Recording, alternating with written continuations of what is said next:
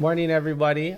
We're here with Dr. Kimo Alameda, who's running for the next mayor. It's a pleasure having you on. Thank you. Looking forward to the conversation, holding space with you. Tell us a little bit about your background, where you're from, and kind of what has inspired you to take on this role. Sure. Thanks, Max. Yeah, I mean, Shock's born and raised on the Big Island. My family go back generations, kind of a product of the plantation era. You know, my Portuguese side, and of course my Hawaiian side go back 12,000 years or something like that. But, you know, I just love this place. I get family all over. So, you know, people say, oh, you know, not a Hilo mayor. I said, yeah, but I get family all over. So I don't consider myself just one Hilo mayor. I get, my brother live in Puna. I get, you know, relatives in Kona. And so, so I think like, you know, my views are super reflective of the Big Island. And what inspired me is, you know, I never got into politics before, except I helped Billy Kinoi run his campaign. We were young at the time. I was 38, he was 39.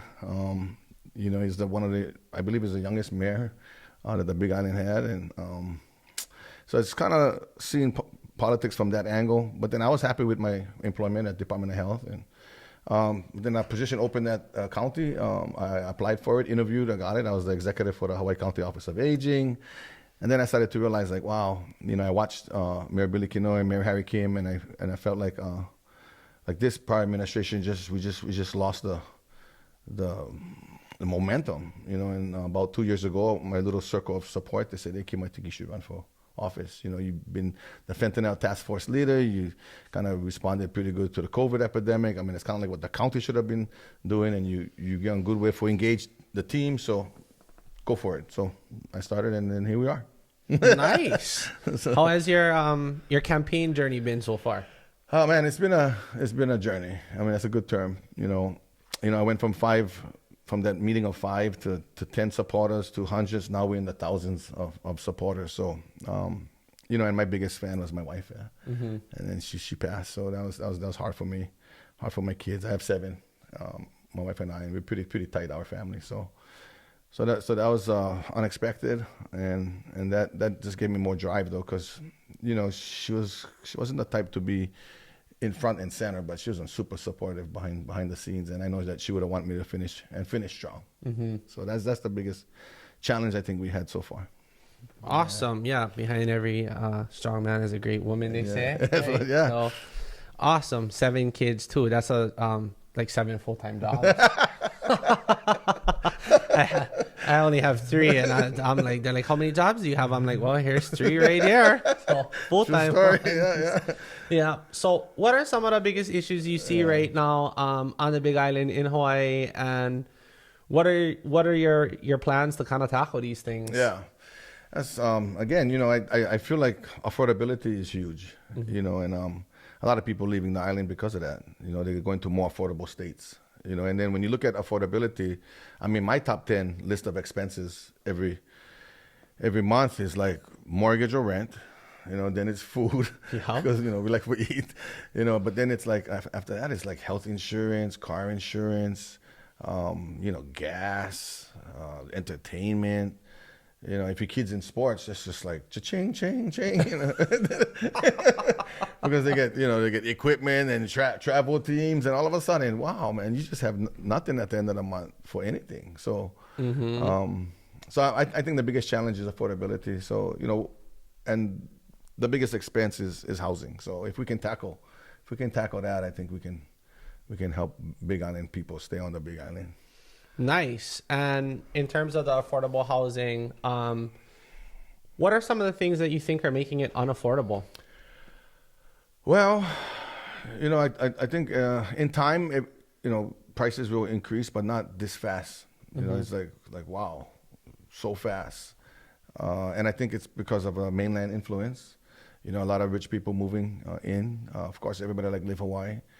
And so, you know, they kind of jack up the prices because prices are based on appraisals.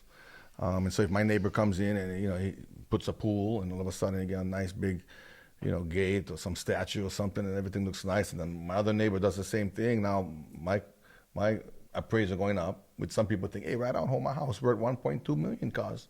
Oh, for real? Oh, right on. How much land taxes you paying now? Right, right. Oh, I never think about that. So all of a sudden it's like, shucks, can you make my appraisal less? Yeah. How many people do you think are taking advantage of the tax benefit on their primary residence? I don't think enough. Yeah. Actually, yeah. Like, we were talking about this a couple of days ago about kupuna. Like, there's a kupuna exemption that many kupuna not aware of. And I don't blame them because the county don't really promote it as much. And then there's like a window when they got to apply. So, you don't like put restrictions on that. Right. For sure. So, you mentioned in a previous interview that we need to rethink the county's role in addressing our housing crisis. What could that look like, and what specific actions do you plan to take? Yeah, thank you. County government, I think it's interesting because either, when there's a problem, we either overreact or we underreact, but we never react exactly how supposed to. Right. And I think our role should be in support of the community, actually, like people like you, developers who can help us to make sense of it all, and then just work as a partner, and not so much as a dictator, right? Because I think the community knows best, and different community influencers know their community, so I think government should listen and be more of a partner rather than a dictator, if you will. Awesome. Well, as a developer, here's where I think the biggest problem is. Okay. So as developers, right, we're all aware of the delays in the permitting process, and it's a significant hindrance to our ability to build more affordable housing, especially for our local families. What do you think is causing the delay, and how do you plan to address it? Yeah, so in my campaign, I've been talking about permitting because the current administration is saying like, oh no, the thing getting better. And, and when I first started debating, it was like 28 days, for some reason, 28 was a number that the administration got fixated on, because after that it was like 28% decrease in homelessness. And then one debate was like, I asked, hey, how many permits in pre-intake? Oh, 280. I was like, okay, wait, this 28, can be true. Okay.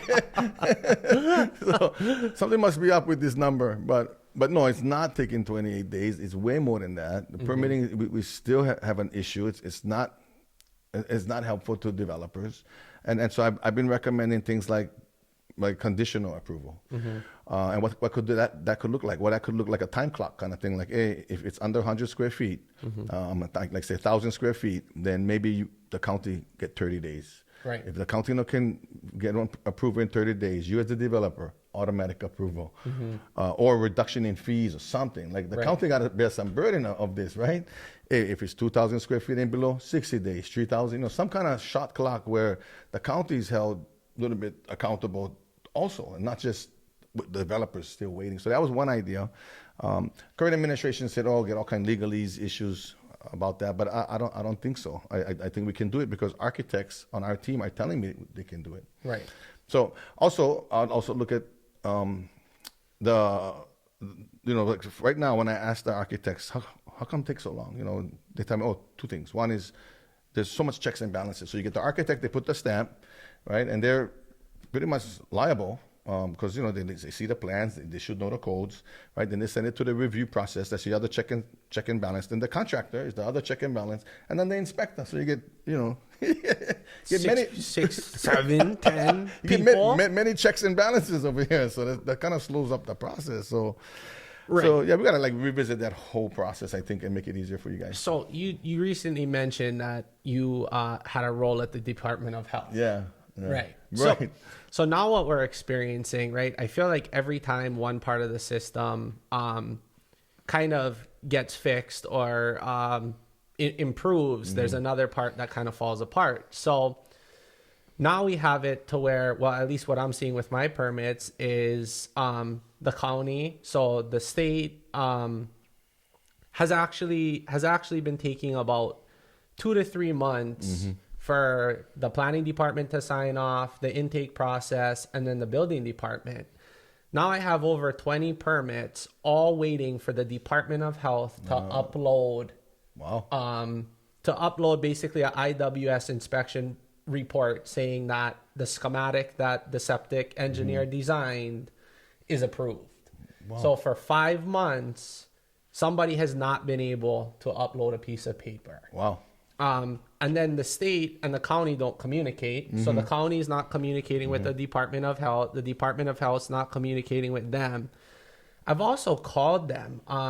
I've called the 2 people who work there and the supervisor, left multiple messages, and nobody returns the call. Jeez. There's no communication. Yeah. So It's crazy.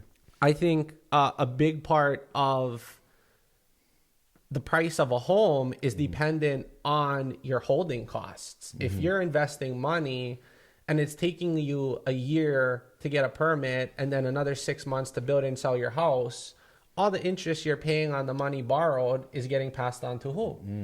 Yeah. The end buyer. Right. At the end of the day. Yeah. So if you can build a house in 3 months opposed to a year and a half, the consumer price is going to be way cheaper. Yes. Right. Yes. And then you'll also have more homes available. So you won't be driving up the price so much because of lack of inventory.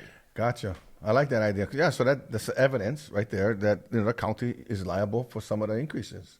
I believe, because we county is just not being a good partner in getting those permits out. And then we, the state, since I work for the state too, Department of Health, I was more on the mental health side, but this the environmental side. But yeah, I mean, if they're taking so long to just upload a piece of paper, and all the stamps pretty much the same when it comes to the septic system, so why is that? And so as your mayor, what I would hope this administration would do is just make noise. Like you got to make noise. I'll be like, can I speak to the governor, please? Yeah. And have a sit down and say, brah, you guys slowing things up. Like, what is the deal?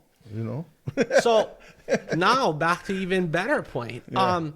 So I've been developing for almost 17 years. And in 17 years, nobody has fixed the permitting process. Yeah. So is it the mayor? Is it the people who are partaking in the process? Like, what is the real holdup here? Yeah. It almost seems like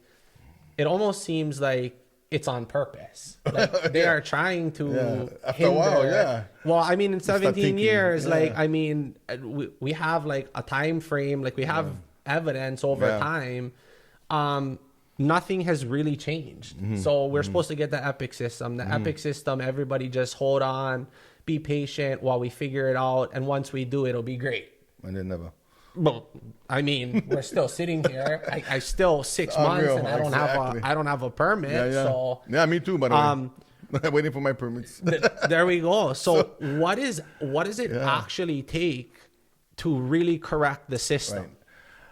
I think it takes a catalyst. And then what is that? It's a fancy word for like one frustrated person who will take the lead to help make movement. And I feel like I can be that person because I'm just by nature super impatient. Right. And then so I thank God my wife was super patient, with all my kids. And so I'll just keep hounding them, like a hunting dog and saying, hey, what is going on? And that's why I think if we put this kind of a shot clock, deadlines on the county that may get us moving. Now, of course, we got to work with the unions and we got to say, hey, we need your help too. And then we got to work with the county council and say, hey, we cannot do this all alone because things got to get passed by the county council. So like we all bear the burden, I think. And to me, as mayor, I would be sitting with the county council and say, come on now, like we all got to figure these things out because we're getting elected to be in this position. Yet the homeowners bearing the burden, the cost burden, because the developer's not going to put them on themselves, right? That's not fair too. So how are we fixing it? We're not. Just call it out. Yeah, I mean this year we've built almost 45 units, and I know that there are other contractors out here in the Puna area. I would say between 5 or 6 of us, we've probably built over 200 homes this year. Wow. So the way I look at it is that we are really the solution to the affordable housing crisis. Who else is building 200 houses a year?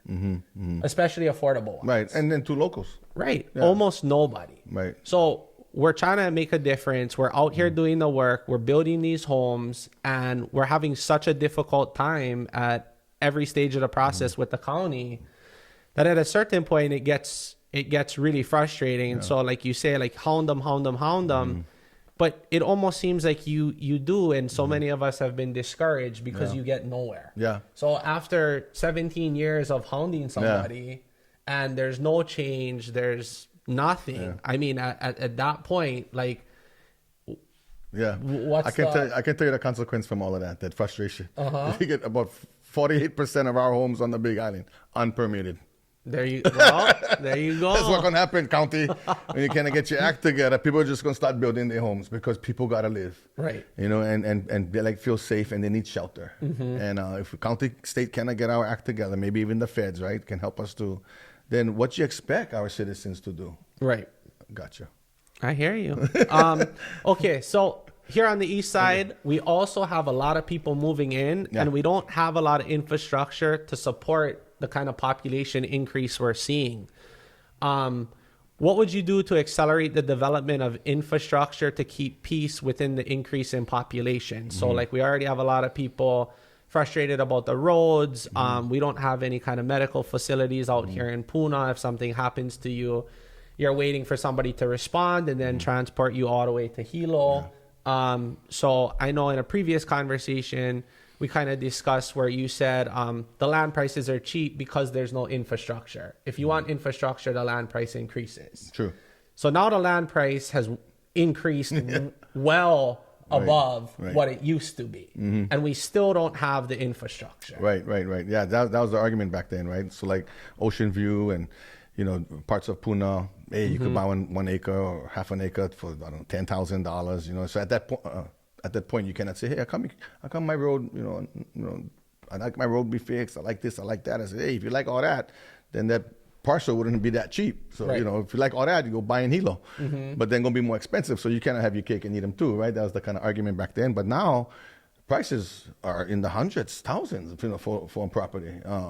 So to me, that's like, hey, you paying into the system now. At some point, you deserve infrastructure. Right. You know, so we gotta county, state, federal. You know, we gotta figure that out. I think when it comes to infrastructure, we gotta take, you know, the Big Island bigger. So we gotta take every part of it in a different way. So like for Puna, you know, we might need it all. We first of all, we gotta fix the traffic problem. Okay, but then we also need water, right? Maybe we need one wastewater treatment system so that we don't know, you know, because sooner or later we got to be connected to something, given this 2050 not gonna have cesspool law, right? Right. So yeah, now is the time to start looking at Puna as its own city, if you will, and start bringing infrastructure there. Cool. So is there any plans currently to bring infrastructure to Puna, or what's in the works? Do we have anything coming? How come we don't have like, what's happened to like a Costco or something of that sort out here? Something big, yeah. So we need to just rezone. We got the community development plan, right? Everybody talks about it. So I hope that in the Puna community development plan, which hasn't been updated forever, just like that there is a rezoning option to move towards commercial, so that you can have your Costco or your Walmart or, you know, your or bigger local businesses in Puna, so that you don't gotta come Hilo, because that can help the traffic right off the bat, right? And that's the whole purpose of kind of creating density, is so that people don't gotta travel, you know, miles just to have their needs met. So I'm with you on that. I mean, if you had the infrastructure in Puna, that would probably really reduce the traffic going to Hilo. True story. You know, so instead of having to figure out how we gonna make all these roads and different avenues to get to Hilo, a lot of the traffic going to Hilo is because that's where all the amenities are. True. So if you had that in Puna, you would reduce the traffic problem as well. Yeah, I agree. So we also have a lot of homelessness here on the east side. What do you think is the cause of the homeless crisis, particularly downtown Hilo? And what are your thoughts on Mitchville? Okay. Yeah, so when I started this whole debate, I was like, hey, you know, you cannot relocate the homeless if there's no place to relocate them to. And so, you know, and then debate after debate, and all of a sudden, you know, it's just like Mitchville. Okay, so I was like, hey, you know, good attempt, but why there? Why? I was thinking someplace else. Plus, I was also thinking, if you're going to find someplace, you got to at least talk sorry with the surrounding neighbors, you know, the business people, and not just pop up, you know, someplace and say, hey, go there. So, you know, so again, this administration is just kind of like, you know, knee-jerk reaction kind of solutions, right? So So I think the idea is good, but you got to get community buy-in, and then you could start something where this is a place to relocate. We're going to bring services to you because a lot of them is mental health addictions, and then you also you cannot have treatment without enforcement. So you got to make sure you let the police guys know. So then when they do their foot patrol, which I think they should be doing, again, then they can remind the homeless people, hey, you cannot sleep here tonight, right? You guys got to go over there, and if you do that every night. Hey, no sense put up your tent because you got to go over there. Right. And then you come at 9 o'clock, or you do them at 9 o'clock in the morning and 9 o'clock at night, and you get your van and you get your flatbed, and you said, "But I thought you couldn't put them up over there, so jump in the van, put your stuff on the flatbed, we're gonna take you." You do that 10 days straight.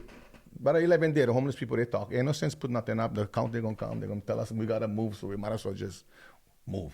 But you need political will to do that. Mm-hmm. And I'm hoping that we could do that. But Hilo's one area, Kona's an area, Puna's an area. They're all over the place, and I think it's affordability is an issue because a lot of them is local people, but I'd say about 25% is mainland people because of course you live Hawaii, everybody live Hawaii because being homeless in Hawaii is better than being freezing cold in New York, That's kind of the issue. So, does the mainland send their homeless people here? I don't have evidence of it, but it surely feels that way. No proof. No proof, but feel like. Awesome. Yeah. So you recently said that we're already in an emergency that might be the biggest environmental disaster the Big Island has ever faced, which is the sewage plant in Keaukaha that receives 3.5 million gallons of sewage a day, equivalent to 7 swimming pools. That's crazy. What would a rupture or failure look like, and how would it impact our community? Is there a plan in place to address this? And if not, what will be your plan? Yeah, that's one of my biggest worries. It's funny because that was one of Mitch's biggest worries, 4 years ago, and it's still his worry. So my thing was like, you need a plan. Like I would take my team, and we would say, if the thing rupture there, what are we gonna do? That's plan A. Okay, and then I would ask the engineers where the second place might rupture. Oh, right over there by the pumps. Okay, good. That's plan B. So on plan B, you got to evacuate those 7 houses. And you got to have one barrier here. But on plan A, maybe those houses can stay, but the thing will go to the airport, so you got to let the airport know. I'm just making things up, but that's the kind of conversation that you got to have. And not just, there's a plan, and then when I ask, there's no plan. Okay, right. There's no plan. So can you imagine 7 swimming pools of waste? That's just per day, though. That's per day. Right, and things keep coming. Yeah, and you can't just put them in the ocean. Now this is the biggest environmental hazard ever, I think, if that would happen. Right. So where would it all go if it ruptured? Well, it depends where we rupture. So if it ruptures, so get pump stations. So like all just visualize like Hilo, Kaumana, everything running downhill, right? Because due to run downhill. But it goes to one pump station right by the Iron Bridge, when you're going to Hamakua, so get one there, but then get also a pump station at Walter Victor. So he catch on both sides, and that pump station go to Keaukaha. They call him the poor pump station, and from there he goes. So if he breaks by the Iron Bridge, that's an environmental hazard right after, because that's straight in Wailoa River gonna be. Yeah. If it breaks by Walter Victor Stadium, then that's gonna be like residential communities. That's another an issue. If the thing break, we hope he break by Keaukaha, then at least it can be contained better. Right. So you have a background as a clinical psychologist and working in healthcare. What do you think are the top 3 contributing factors to poor health outcomes and health disparities affecting our community? Yeah, glad you mentioned that, Max, because I was the health coordinator for the state a while back. That was my previous jobs. And we looked at health disparities. And what is one health disparity? It's basically like, how come Hawaiians dying faster, than Japanese? And how come Japanese get this disease and Caucasians no more this disease? So we was looking at like racial disparities. And everybody get on disparity. Like Caucasian men, when they come to like 60, like they're the highest for suicide. So we kind of pay attention to that, age and mental health. So I think disparities tie into poverty, and then stress. So when you're not happy because you're stuck in traffic, or you just lost your job, or you're so stressed because you can't pay your bills. See, toxic stress can get in our skin, make us sick. So that's the biggest contributor to a health disparity, in my view. But after that, it's like the access to resources, So maybe you're super happy, but you just don't have any money to go to the doctor. So then you might have an illness that is not to do with stress, but just everyday health conditions, but you cannot take care of it. So then it just gets worse. So stress and income are your top big contributors to poor health outcomes. So it sounds like income is really the problem though, because even if you're happy and you're sick, you still cannot afford. Absolutely. I mean, I used to have a joke. I used to be like, people say, "Hey, money don't buy happiness." Well, I like to test that hypothesis. Right. Because money can buy time, and Right. money can buy comforts, Right. and money can buy, and time is the most precious asset. So I think affordability is key. Yeah. So what kind of plan is there to bring more jobs to the Big Island, especially to the east side, in order to increase people's income and create a happier, healthier living environment? Yeah. So when it comes to jobs, so I'm a blue collar, kind of a DNA, right? My dad's a plumber, my brother's an electrician. I get masons in my family, carpenters. So when it comes to so their choice of employment would be construction. So to me, to answer part of that question is just fix the permitting process so that you can hire, as a developer, you can sub out to the people that are local people, and then they can get their economy. The economy can even, I think that might be even the magic bullet, if you ask me. Now, of course, not everybody be construction workers. So then we got to look at the white collar employment. So, office type jobs. So then, we can look at like astronomy, they talk about, you can look at oceanography, everything that the university promotes, volcanology, like we should support the university. Even the university in itself can be a big employer. And we're supposed to be a university town in Hilo and Palamanui and Kona, but we're struggling even at the university level with the student enrollment dropping significantly every year. So why do you think that is? I think it all snowballs, right? I mean, if you're getting, I don't like say, it's permitting, but it's a combination of issues. One is high cost of living. So you come as a student, and the tuition is not too bad out of state. But yet you got to go buy food, and you got to put gas in your car, and you got to pay rent, right? So then as a student, it adds up. So that's, again, probably the same reason why plenty locals are leaving, is because of affordability. I think if we can make it more affordable, and we can get and support the local businesses, because, college students, they like party, right? They like having a good time. They like socialize. Well, we got to support the businesses that surround the university so that they're not just, stuck there. They can go walk. They can go enjoy themselves, have some eateries, be part of the community. And I think if that happens, we can attract more of a student base. Yeah, I agree too. I mean, when I was in college in Hilo, we had a lot more house parties than the kids do now. Yeah. So there's nowhere to go. And Uncle Mikey. Yeah, nothing to really do. Yeah. So we should definitely work on that. Yeah. So you previously led the Hawaii Island Fentanyl Task Force. What should we know about the fentanyl crisis and the drug crisis more broadly, and how can we, I don't know if we can ever solve it, but propose a solution? Yeah, drugs has always been part of our community, right? Way back, our parents, grandparents, just different drug, I mean, back when alcohol even, So, but when you get stressed and you get in hard time make ends meet, sometimes you just want to detach from that reality, that reality of stress. And so the detachment, hopefully, if it's healthy, it's friends, it's talk story, it's go swimming, it's go work out. If it's unhealthy, it's drugs. Right. So we gotta get people to not feel the stress as much, and then we also gotta teach, good coping strategies, and that can be from the school system as well. They can help with that, but parents can help with that too. Because I don't think we can decrease the supply. I think the supply going to be sneaking in.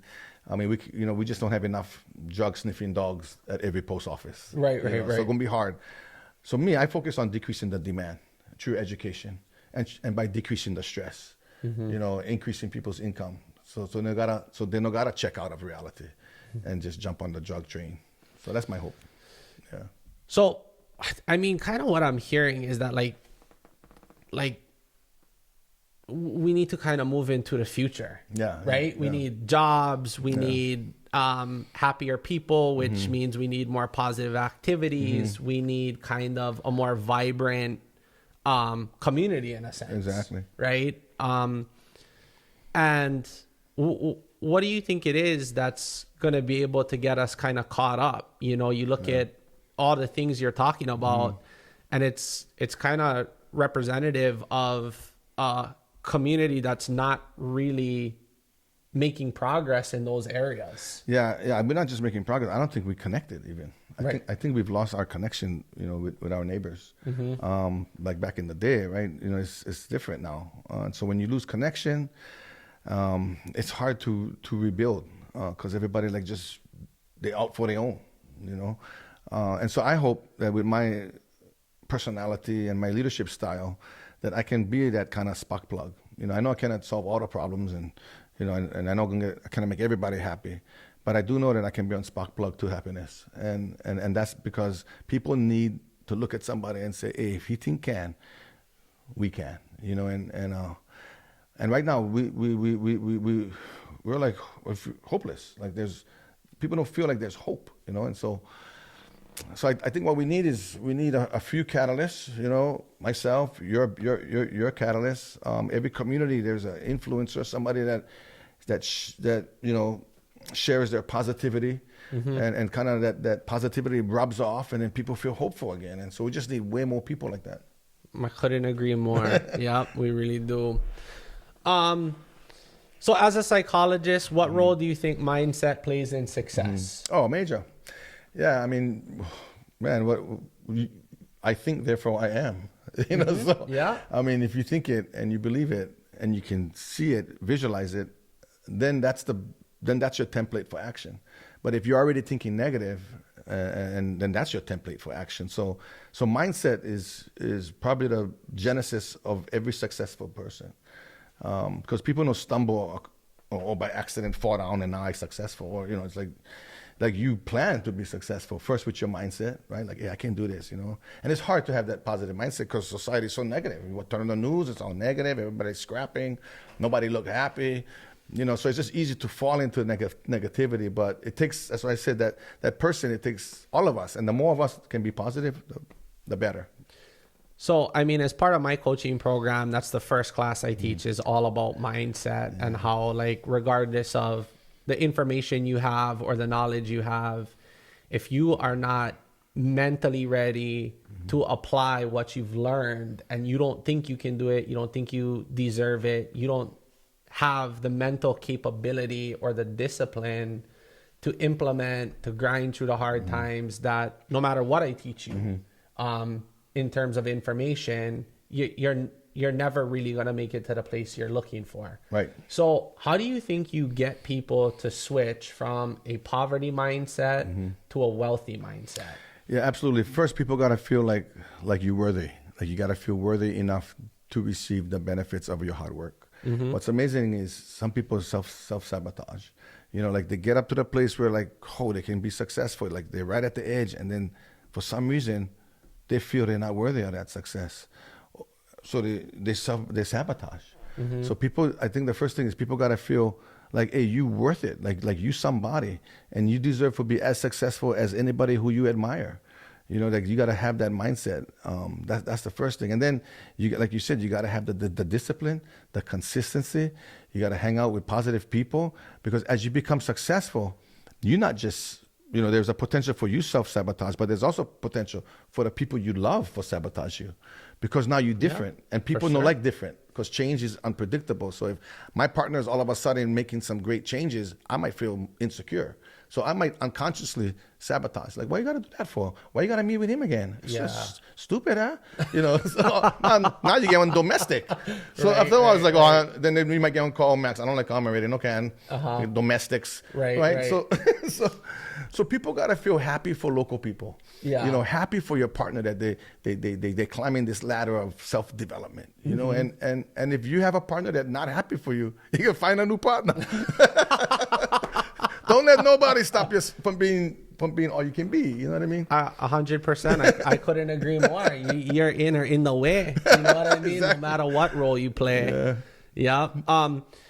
So through having a wealthy mindset, a lot of people will say like, oh, that's so narcissistic. So at what point do you feel like having that mindset and then having those kind of comments, because I think you almost got to be a little narcissistic to have that mindset. Yeah, I mean, you got to, well, to me, so if you have goals and you lay out your goals and you share that with the people you love, now you're not narcissistic because now you're just trying to achieve your goals. You know, and when I say I can and I got this, you know, I can say it out loud or I can say it in my head. If I say it in my head, I'm not narcissistic. If I say it out loud, all of a sudden I'm narcissistic. So, you know, to me, right?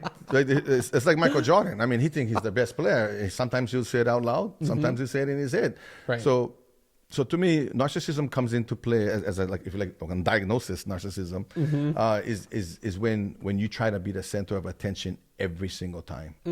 Yeah, that's kind of like when the world revolves around you only. Right. And you use the word I like 98% of the time, and the word us very little. You know, so then you get on diagnosis of narcissism. But sometimes we use narcissistic as more like you get on big ego, or you know, as a kind of a negative way. But I think if you just replace that with self-confidence, then that's what we all need. Yeah, we all need that self-confidence. Now, that can cross over when all of a sudden all you have is self. Then that's narcissism. Yeah. Do you feel like sometimes you have to say it? Like for me, I feel like thinking it is one thing, but to actually like look yourself in the mirror and like speak it into existence is a completely different experience. Oh yeah, that's one of my medicines for depression. Is I'll tell a person, it's my prescription. I'll go, hey, when you go home today, when you're brushing your teeth, look in the mirror and say, Kimo, this world's a better place because you're in it. You know, look yourself in the eye, because people get a hard time be their own best friend. I mean, you guys hang out with yourself all day, so you might as well love who you are. And right. And that's not like, or you know, self-centered. It's just like, that's healthy. Yeah. So you got to do that, and it's okay to speak it. I mean, you can share it, you can speak it, you know, to people who you love, because they sometimes like, I'm, you know, like for this position, I would be the best leader for this county, right, in the mayor's office, because I believe that I have the skill set. Right? If not, I shouldn't have run. For sure. Yeah. Awesome. So you have 7 kids. Yeah. How do you balance work, life, and being a dad? Yeah. Well, my wife, she had a quote. Yeah, she said, "There's no other success that can compensate for failure in the home." Yeah. So you know, I'm a big. I got a lot of drive. You know, and I get a lot of accomplishments. You know, I did this job, I did that, led this, that. But at the end of the day, I got to make sure that that my home front is solid, and that takes time away, right? So you got to be able to kind of divide your time up where your family get a nice chunk of that. So for us, Sundays is our time off. It's a family day. And we just dedicate that to the family, and all the kids kind of know not to plan stuff on Sunday. Now, if it's a sporting event, then that's on family affair. If you like go to the beach, then we're all gonna go with you, you know. So it's like that can be like we're gonna stick together on Sundays, and that has worked for us really well. You know, with the whole church, and then you know, family gatherings and hanging out together. So I think if you devote a chunk of your day to your family, you're gonna be okay. Yeah. Nice. So as the only candidate with leadership experience in 3 levels of government, what is the most surprising part of working in government that nobody expects? Yeah, I think the most surprising part in government is the bureaucracy. I mean, if you're not in government, you're not going to realize the bureaucracy, the red tape is just ridiculous. I mean, at some point, you know, I used to make the joke, you got to ask 5 people just for use the bathroom. You know? So then you got to make sure it's the right bathroom. Right. And then make sure it's ADA accessible. You know, oh my gosh, I might as well just wait till I go home if that's the case. So it's just it's super bureaucratic. And because I've been in state 15 years, county 5 years, and then Bay Clinic, which kind of is a federal qualified health center, I know where the bureaucracy barriers lie. And I can kind of anticipate it, and I can go around it and prepare our team to go under it, jump over it, but to get to the end, go faster. And that's why I think I'm a perfect candidate for this position. Nice. If you could envision a future for Hawaii that you would hope to leave your kids and future grandkids, what would that future look like? Yeah. Well, first, I like us to be connected again. You know, I think there is a divide. Sometimes it's on racial lines. Right now, it seems on party lines, you know, Democrat, Republican, Independent, Aloha Aina, Green Party. You know, sometimes it's geographic lines. So, you know, I from Puna or I from Hilo. Back in the day, it was more like high school. That's it. You know, that was the geographic boundary. What school you in? That was the first question. But I just hope that we get reconnected, and I think I have that personality to reconnect, to help, you know, spark a reconnection revolution, a reconnection revolution on this island, so that we feel for our neighbors.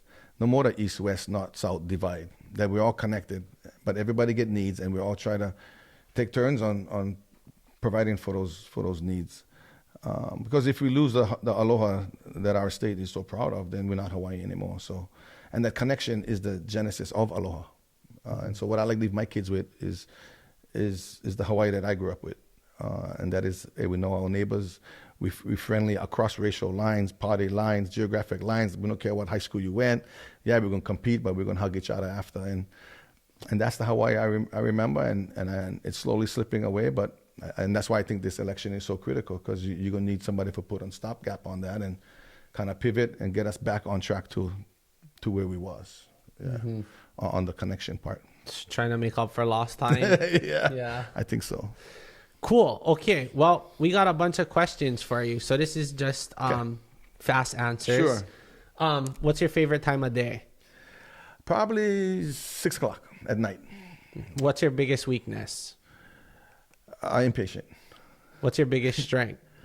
I get things done. What's the biggest learning experience you've had? Passing of my wife. What's the one thing you wish you knew at age 19? That I would have 7 kids. And be prepared for that.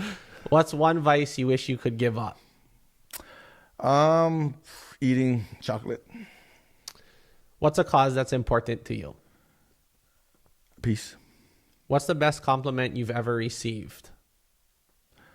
My children are respectful. When are you the most inspired? When I see others inspired. What song can you listen to on repeat? Don't worry, be happy. What's one thing people don't know about you? You know, I'm beginning to become a pretty good Instagrammer and Facebooker. I make reels, so you guys check out my Instagram posts. All those reels, hey, I made at least 75% of them. So nice. I'm getting better at that. What's the most adventurous thing you've done in your life? Most adventurous thing I've done in my life, it's probably, man, I've done so many things. It's probably ride horse. What's inspiring you in life right now? The future of the Big Island. How do you start your day? I start pretty early, 5 o'clock in the morning with prayer and kind of like a gratitude prayer. You know, thank you for everything. And then, and then I just start planning out my day. Yeah. But it's a gratitude prayer. If you could switch lives with one person for a day, who would it be? Jesus Christ. What's one city you've always dreamed of traveling to? Portugal. What's your favorite food? Everything. What's something you don't want to be doing in 10 years? Man, I don't want to be out of Hawaii in 10 years. Spicy or Hawaiian? Hawaiian. Mocha or Makai? Mocha. Awesome. It's good questions. Yeah, thank you. Cool. Well, I appreciate your time. You coming on with us. I think everything we talked about is super educational and important. And I look forward to the future of Hawaii. Thank you so much. Appreciate being here. Awesome. Thank you, sir. Thank you.